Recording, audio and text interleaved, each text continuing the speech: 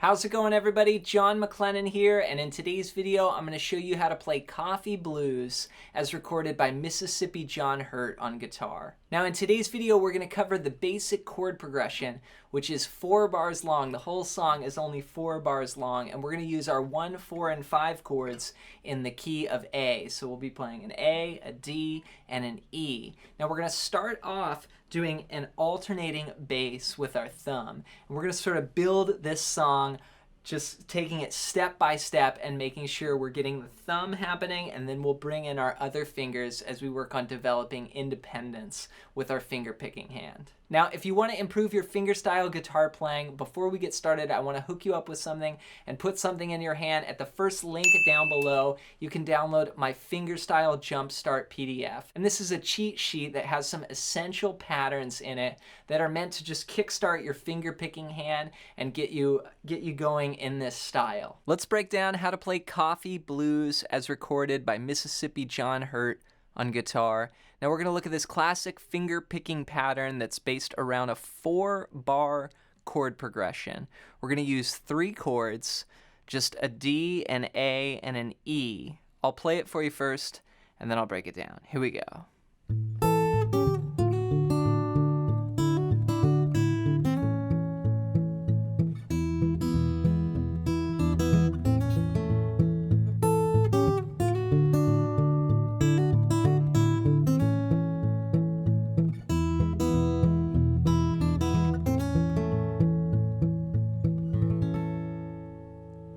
So that's our progression there, and we're going to start on a D chord. The phrase starts on this D chord. So there's this little pickup, da da da da, and then D chord for 4 counts, and then we're going to go to A for 4 counts, then E for 4 counts, and then back to A for 4 counts. So that's 1, 2, 3, 4, A, 2, 3, 4, then E, 2, 3, 4, then back to A, 2, 3, 4, and then the whole progression repeats. Now, the D, I'm playing a standard D. The A, I'm going to use 1 finger. So instead of playing like this or like this, I'm just going to use my first finger, because later we're going to reach up and add our pinky to the 5th fret. It's a great sounding A chord, and then other times you'll just hear kind of the lower part of it. So I'll play the A with 1 finger, and then the E chord you can play like this, just your standard E. I often do this where I cover 2 strings with 1 finger there, but it's still just your standard E chord. So let's start off with the finger picking hand now. We want to get this alternating pattern going, and this is sort of, it's similar to a Merle Travis style picking, where on the D chord here we're going to play the note A and then the note D. So it's going to go like this. We're going to alternate. That's the 5th string to the 4th string. And then when we go to the A chord, and keep in mind here we're going to palm mute. So my palm is down and I'm just muting the strings, taking a little bit of ring out of the note with palm muting. Then I'm going to go to the A chord, but keep the finger picking hand doing that same pattern with the thumb. So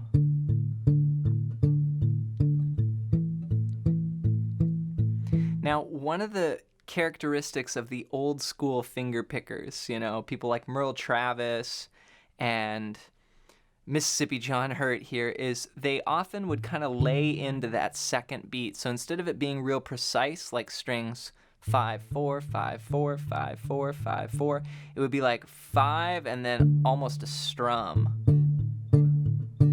So you're laying into that backbeat there. 1 and 2 and 3 and 4 and 1. They call it the boom, chick, boom, chick, boom, chick, boom. So it's the chick that you're kind of laying into a little bit.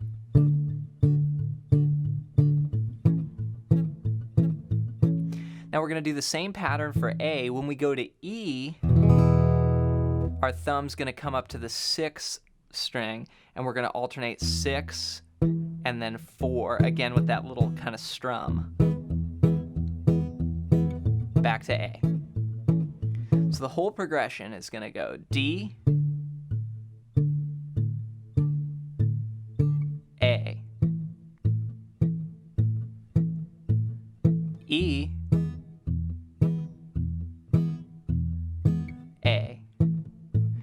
repeats.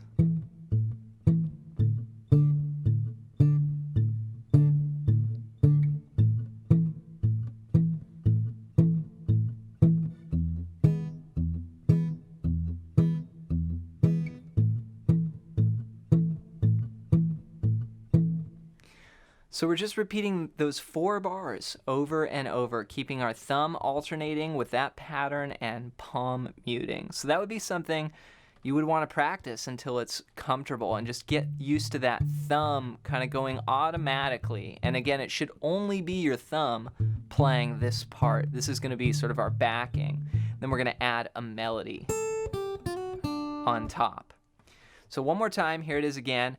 Now the pickup, da, da, then we start on the D chord, so it's like 1 and 2 and 3 and 4, E and a D, then A, E, A. One more time.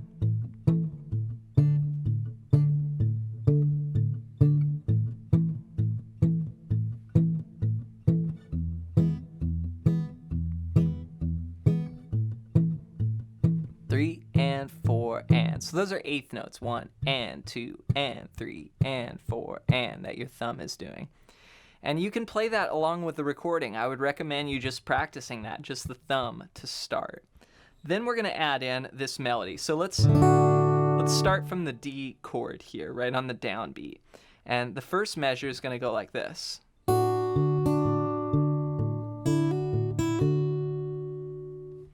So what I did was I pinched the 5th string and the 1st string together. Now, really, you can play most of this with just 2 fingers if you want. You can, well, all of it with 2 fingers if you want to use your thumb and your index here. To do the pinch, then we're going to do the 4th string and then the 2nd string.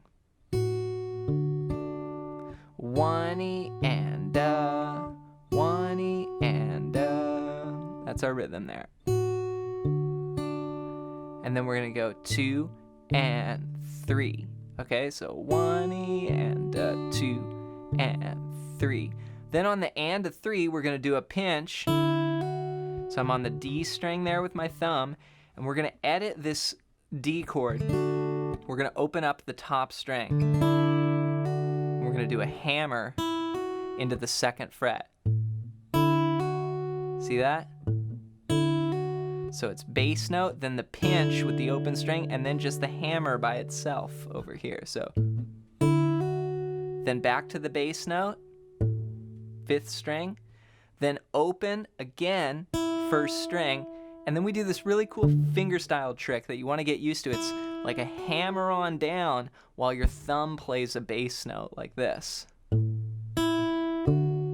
So as the hammer-on arrives, you're hitting the thumb with the finger-picking hand like this.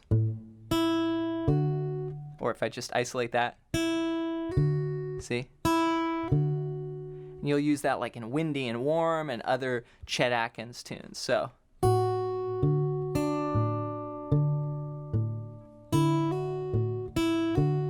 that's our first measure.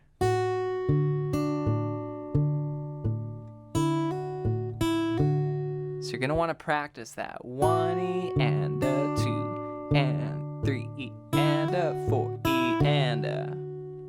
Now one other cool thing that Mississippi John Hurt does is he slides into the chords. So he'll go.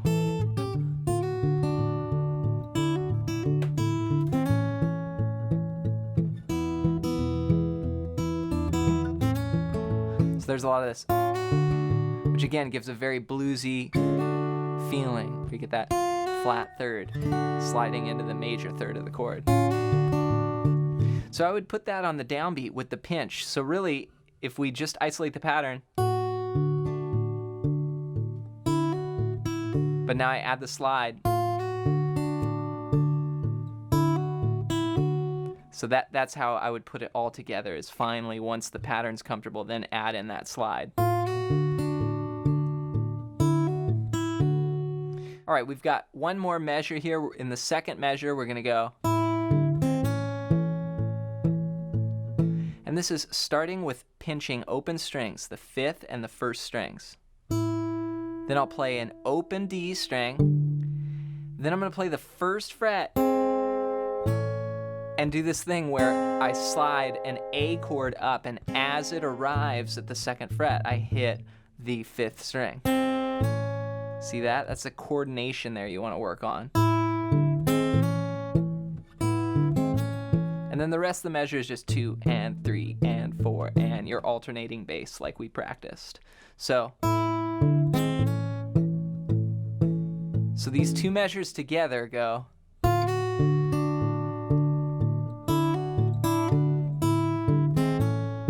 do it again. Here it is at the top.